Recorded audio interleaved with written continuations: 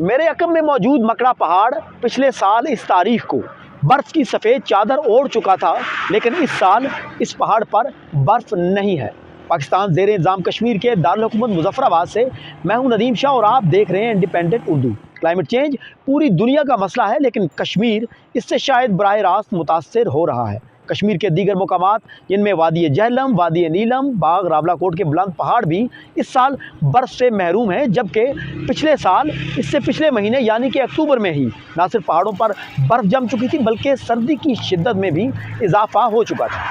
کشمیر کے موسم نے ریورس گیئر کیوں لگایا؟ ایسا کیوں ہو رہا ہے؟ آئیے ماہرین موسمیات سے جانتے ہیں۔ یہ تبدیلی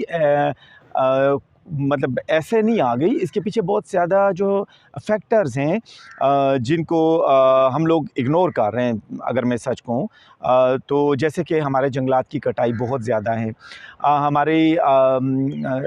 انسسٹینیبل ڈیولپمنٹ جو ہے، جیسے ہر جگہ پہ روڈ کا لے کے جانا۔ اب آپ آزاد کشمیر کے آس پاس پہاڑوں کے اوپر دیکھیں، ہر جگہ پہ روڈ کو لے کے جا رہے ہیں، اور وہاں پہ پھر گاڑیوں کا چلنا، گاڑیوں سے نکلنے والے دھوئیں، اور پھر جنگلات کی کٹاؤ، پھر جلانا، پھر ہر سال آپ دیکھتے ہیں کتنی آگ لگتی ہے، اس آگ کے کتنے دھواں نکلتا ہے، اس کے اثرات۔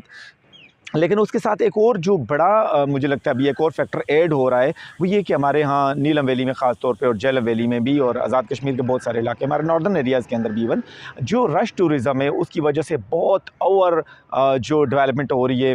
بغیر کسی پلاننگ کے ہم لوگ چاہ رہے ہیں، بغیر کسی سوچے سمجھے منصوبے کے تحت ہم نے اتنی پتہ نہیں لاکھوں گاڑیاں جو ہیں وہ ویلی کے اندر گھس جاتی ہیں۔ اب وہ گاڑی چلتی ہے، گاڑی سے آپ کو پتہ ہے کہ وہاں سے دھواں نکلتا ہے، اس دھوئیں کے اثرات تو ہیں، اور ایک طرف سے آپ کے دھوئیں کے اثرات ہیں اور دوسری طرف سے آپ کے جنگل بھی کاٹ رہے ہیں، تو یہ دھواں کہاں جائے گا؟ ظاہر ہے اس نے پھر لیئر بنانی ہے، اور پھر اس نے ٹیمپریچر جو ہے اس کو چینج کرنا ہے، اور وہ کلائمیٹ چینج کی شکل میں پھر ہماری شکل سامنے آنا ہے۔ اب ایون نومبر آ گیا ہے،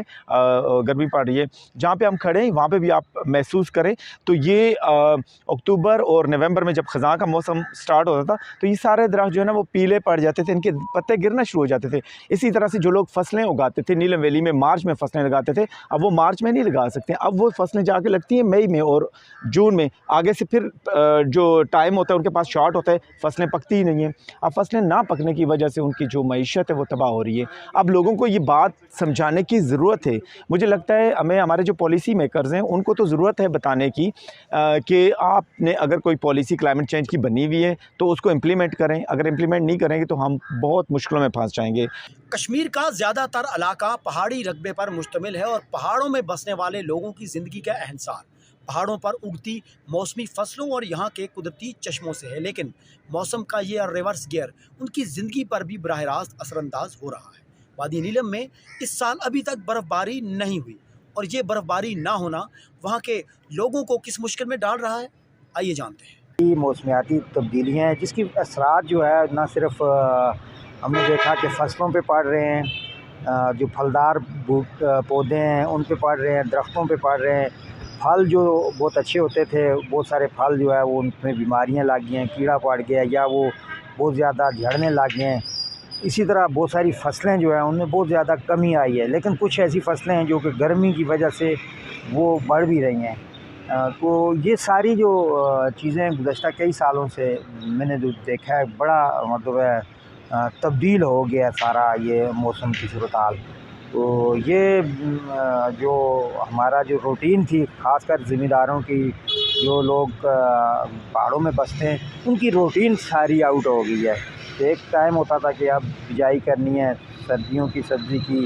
اب جو ہے گرمیوں کی جو فصل اگانی ہے، تو وہ موسم آگے پیچھے ہونے کی وجہ سے اس میں بڑا ڈسٹربنس آ گئی ہے۔ تو اس کا نتیجہ یہی نکل رہا ہے کہ لوگوں کو اب وہ نہ وہ سبزیاں حاصل ہو رہی ہیں، نہ ان کو وہ غلہ اس طرح مکئی کی صورت میں یا گندم کی صورت میں اس تعداد میں، مقدار میں یا اس کوالٹی میں حاصل نہیں ہو رہا، اور اسی طرح پھلوں کی صورتحال ہے۔ جس موسم میں خزاں کے زرد رنگ چھانے تھے اس موسم میں بھی پھول اور پتے سرسبز ہیں۔ کلائمیٹ چینج بلا شبہ پوری دنیا کا مسئلہ ہے، لیکن کشمیر کے رہنے والے لوگوں کی زندگیوں پر